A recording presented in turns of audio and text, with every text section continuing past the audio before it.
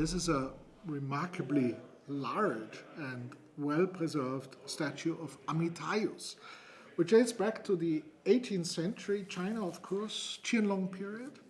And you can identify Amitayus by his beautiful crown with these large elements of his tiara, and he's holding an alms bowl here, and it's a ceramic statue that has a robin's egg glaze, which may sound a bit unusual in the beginning, but when we look closer, we see that there's actually quite a few comparables. These statues were made for a period of time with these robin's egg glaze and gilding here all over the face, the crown, the chest, and the arms and feet, and the little dragon here also.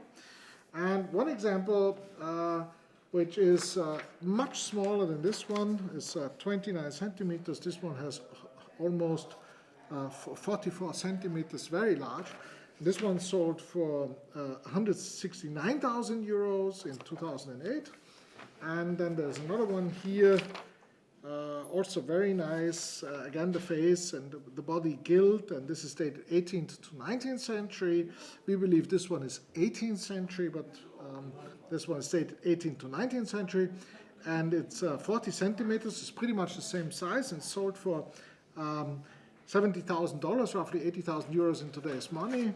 And I think we can say, probably because it's a bit later, it's sold for a bit less, but it's also much more ornamental. If you compare the base here with this slot and this slot, you can see that there's here a lot more ornaments. So generally, it's a bit cluttered. So it speaks for a bit a later piece, maybe around 1800. This maybe 1750, 1780, a few years earlier.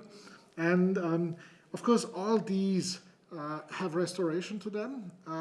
All the ones that sold at auction, and including this piece, but it's actually very little. It's only the tip of these tiara elements here, and the tip here, of course, and then maybe we don't even know it. It doesn't really show in the blue light. We can see here, it doesn't show, so maybe there's something done here to the earrings, maybe not. It's hard to say, but you can see it's not really anything visible here.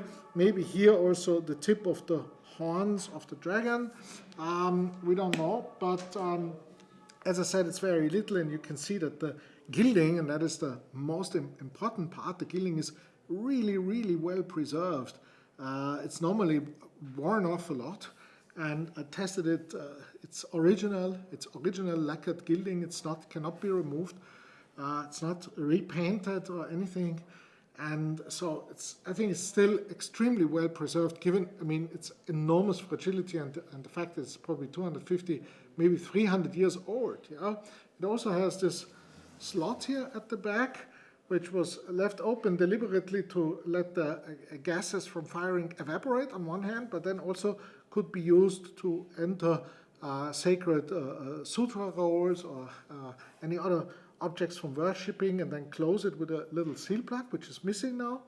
And when we look at it from the bottom, it's also very interesting to see, because it's closed. Yeah, it has this large opening, of course, also again to let the gas evaporate, but it has a massive firing crack. This is original to the firing, which tells us that even this large hole was not large enough to let all the gas that built it. I mean, this is probably fired at a temperature of 1100, maybe 1200 degrees, 1150 degrees. The depiction itself, the subject of Amitayos, goes actually back to an earlier period, to the Ming Dynasty, Yongle again. We see here an example of one of these bronzes that were made in the Xuande period. This is from the Bertie Ashman Foundation, the Riedberg Museum, and it shows where the subject originally comes from. Yeah? But it was so popular over the centuries that even during the Qianlong reign, a lot of these were made in ceramic in various sizes. This is one of the biggest, and it's really nice. And we've priced it quite reasonable, with a starting price of only 10,000 euros compared to what the others have sold. I think there's going to be some competition here. But if you want to participate, good luck in bidding.